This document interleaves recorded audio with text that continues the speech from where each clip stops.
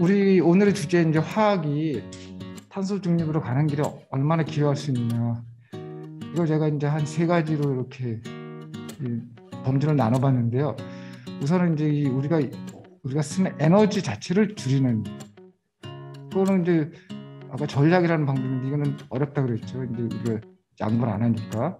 그러니까 결국은 이제 이걸 화학적으로 어떤 효율적으로 이게 줄이는 방식을 이제 연구를 하는 게 있고, 그 다음에 하나가 이제 그 에너지를 만들 때 나오는 에너지를 이산화탄소를 줄이는 방식으로 이런 것들도 있고, 또 화학도 거기서 기여를 할 수 있는 거죠. 그 다음에 또 하나는 기왕 나온 CO2를 이제 능동적으로 우리가 붙잡아서 격리를 시키자, 그런 방법이니까 또 화학적으로 이걸 또 다른 식으로.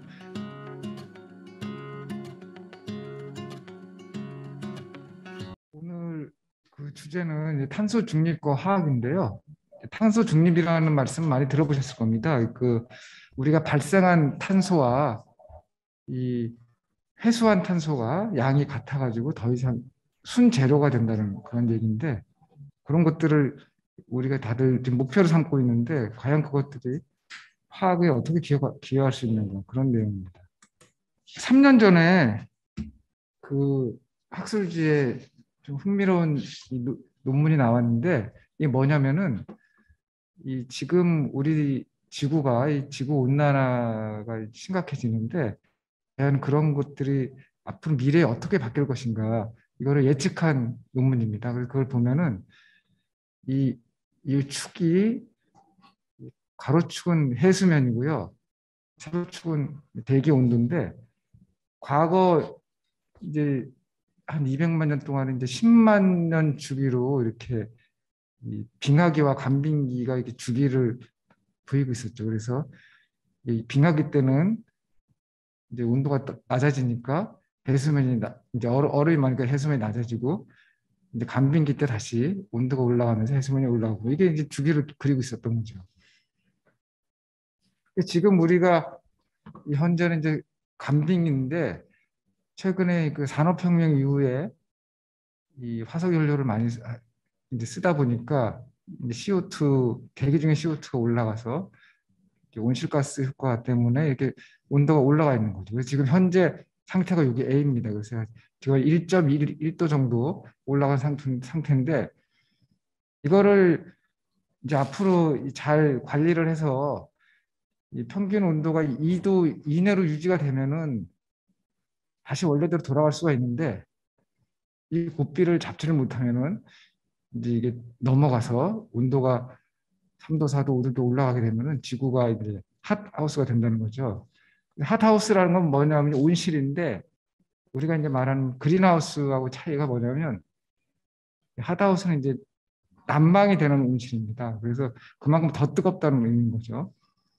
그래서 이거를 이 다른 형식으로 표현한 게 오른쪽 그림인데, 이게 이제 안정성이라는 거죠. 이게 안정성이 뭐 좋은 얘기가 아닙니다. 결국은 어떤 우리가 돌이킬 수 있느냐는 척도인데, 여기 보면 이제 홀로세 이후로 쭉 지구가 이렇게 안정되게 오다가 이제 산업혁명기를 맞아가지고 삐끗했죠. 그래서 지금 여기 오는 상태입니다. 그래서 약간 온도가 올라간 상태로 되는데, 만약에 우리가 여기서 어떤 액션을 취해가지고 다시 돌리면은 다시 오듯이 이렇게 다시 돌아올 수가 있는데, 여기서 그냥 방치한 상태로 온도가 쭉 올라가 버리면은 완전히 구덩이에 빠져가지고 더 이상 지구가 회복되기 어려운 이 상태가 된다는 거죠. 이게 이제 핫하우스가 되는 거죠. 사실은 이런 심각성이 이 21세기 들어서 인식이 되면서 2015년에 그 파리 기후 협약까지도 체결을 했는데, 이제 재작년에 이 코로나가 생기면서 각 국가들이 이 지출을 다 이제 코로나에 대한 대응 쪽으로 이제 몰리게 되면서 우리 재생에너지에 대한 이 태양광이나 이제 풍력 같은 그 계획에 비해서 훨씬 더 못 미치는 이 결과가 되고 있습니다. 그러다 보니까 이 파리 협약이 있고 난 뒤에도 오히려 지금 이 늘어났죠. 사실은 요 줄어든 거가 이제 20년도 그 코로나 때문에 그런 건데 한 6% 정도 이제 이때 줄어들었죠. 근데 그때 사람들 반응이 뭐냐면은 아니 코로나로 이 세계가 이렇게 멈췄는데 어떻게 이산화탄소 배출량이 6%밖에 안 줄었냐. 굉장히 이제 당황스러운 그 정도로 이제 사람들이 이 CO2를 줄인다는 게 어려운 일이라는 걸 이제 알게 된 거죠. 작년에 이제 경기가 회복되다 보니까 다시 올라갔죠. 그래서 이제 지금 뭐 많은 나라들이 뭐 탈석탄을 얘기를 하고 있지만 실질적으로 이거를 이 화석 연료의 그 소스별로 보면은 결국은 작년에 다시 이제 석탄도 다시 올라간 거죠. 그래서 결국 이런 것들을 보면은 이 탄소 중립이 얼마나 어려운 일인가. 그래서 결국 그러면 탄소 중립을 우리가 이제 말할 때 마치 이게 나는 관계가 없는 뭐 산업계의 일인 것처럼 얘기를 하지만 실질적으로는 우리 삶 자체가 그 원인이 되고 있습니다. 예를 들어서 우리가 이제 겨울에는 난방을 하고 이제 여름엔 냉방을 하는데 사실 우리가 냉방 에어컨 없이 지금 뭐 우리 여름 나라 그러면 그게 날 사람이 없는 거죠. 근데 사실은 에어컨은 단순한 쾌적함을 넘어가지고 우리 생존하고 지금 이제 관계되어 있습니다. 그래서 작년에 이제 북미에 기억나실지 모르겠는데 폭염이 있었거든요. 한 일주일 정도. 캐나다가 무려 50도 가까이 올라오고 그런 적이 있었어요. 그래서 그 짧은 시간에 이제 800여 명이 사망을 했는데 이게 분석을 해보니까 이 지역들이 원래는 굉장히 이제 우리나라 초여름 날씨 정도로 선선했기 때문에 에어컨이 없는 집들이 많았다는 거죠. 그래서 그런 사람들이 이제 다 사망을 한 거죠. 그런 식으로 이제 에어컨은 사실은 어떻게 보면은 이 생존의 필수적인 이 설비가 된 거기 때문에 에너지를 줄이기가 어렵습니다.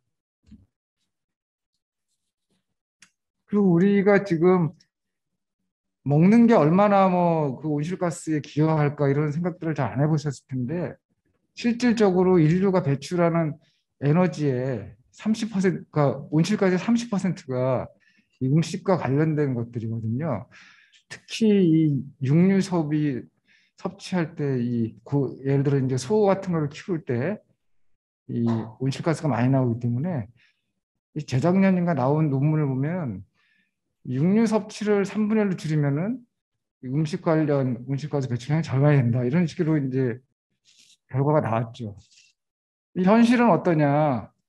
여기 보시겠지만 세계의 어떤 육류 소비량을 보면 어마어마한 속도로 지금 늘어나고 있죠. 그래서 그거를 이제 국가나 지역별로 보면은 뭐 중국 같은 경우는 뭐 상상 초월이고 우리나라가 포함된 이제 기타 아시아 국가들도 굉장히 가파르죠. 그러니까 결국 이렇게 우리가 고기를 먹게 되면 그 자체가 이제 엄청난 그 온실가스 원이지만 그거를 막기 위해서 내가 이런 식단을 바꾼다? 쉬운 일이 아니죠. 그다음에 이제 우리가 별로 생각하기 않은 측면에서 이제 또 에너지가 나가는 게 뭐냐면은 최근에 이제 문제가 되는 게 이런 이 SNS. 그러니까 단순히 뭐 문자를 주고받는 게 아니라 요새 다들 유튜브 많이 하시지만은 결국 동영상이라는 걸 주고받는데 이게 해상도가 낮은 걸 사람들이 만족을 못하죠. 그러니까 점점점 해상력이 올라가는 거죠. 그러다 보니까 지금 어떤 이 이런 쪽 관련되는 이 전기 가전 쪽 관련된 이런 그 전기 전력에 들어가는 에너지를 보면은 이게 기하급수적으로 늘어나는데 그 항목별을 보면은 결국 이 네트워크, 그러니까 정보를 주고받는 거, 그다음에 데이터 센터, 이 정보를 보관하고 있는 것 이런 것들이 어마어마하게 늘어나는 거죠. 그러니까 결국은 우리가 아무 생각 없이 이렇게 이 매일 소비하는 정보들이 결국은 에너지라는 거 이런 것들이 굉장히 이 지구촌에 이제 문제가 되고 있습니다. 이제 그러다 보니까 이제 이 각국의 에너지 이거를 분석을 한 거지 상위 온실가스 발생 상위 15개국을 보면은 이게 이제 가로축이 인구, 세로축이 1인당 발생량이니까 둘을 곱한 면적이 이제 전체 배출량이죠. 보면은 우리나라가 이제 15개국 안에 드는데 1인당 배출로 보면은 5위에 있는 거죠. 그러니까 사실은 우리나라 사람들이 굉장히 많은 온실가스를 배출하는 사람들이죠. 이런 상태에서 과연 우리나라가 지금 탄소 중립을 갖고 이제 하는 정책들이 최선의 정책이냐, 이거에 대해서 우리가 이제 한번 얘기를 해봐야 되지 않나. 이 얘기를 하는 거는 결국 우리 최근에 이제 우리나라 정부가 이 탈원전 정책이라는 거를 굉장히 추진을 하고 있죠. 결국은 이게 그 전에 이렇게 쭉 원전 계획이 있었는데 사실은 아까도 말씀드렸지만은 1인당 에너지 소비량이 계속 늘고 있고 결국 그 삶의 질을 포기하지 않는 상황에서 그런 그 양을 과연 이렇게 기존에 이제 원전을 하고도 그거를 메꾸기가 쉽지 않았는데 이게 탈원전 할수 있는 거냐. 그래서 지금 최근에 번역된 책도 보면은 한국이 저렇게 하는 게는 무리다 이런 이제 내용들이 있었죠.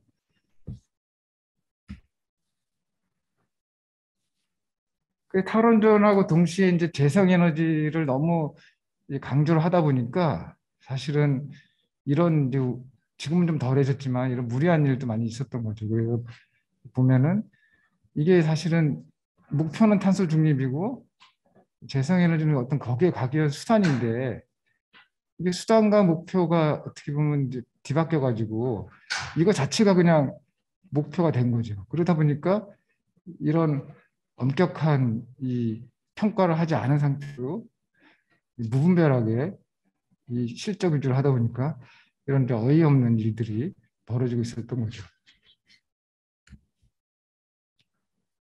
그 사실은 어떤 물론 합리적으로 이런 식으로 이 환경이나 모든 측면을 고려해서 하는 것들은 뭐 계속 진행이 돼야 되지만 이거를 무분별하게 하는 것이 지금 문제가 되는 거죠.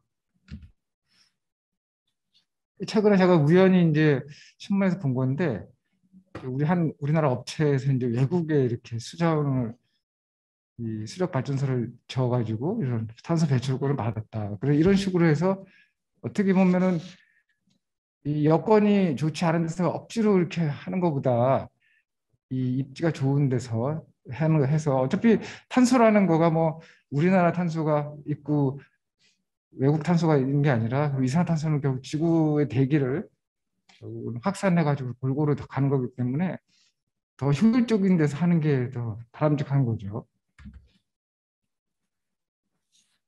그래서 궁극적으로 결국 우리가 이제 이 탄소 중립을 실천할 수 있는 가장 어떤 좀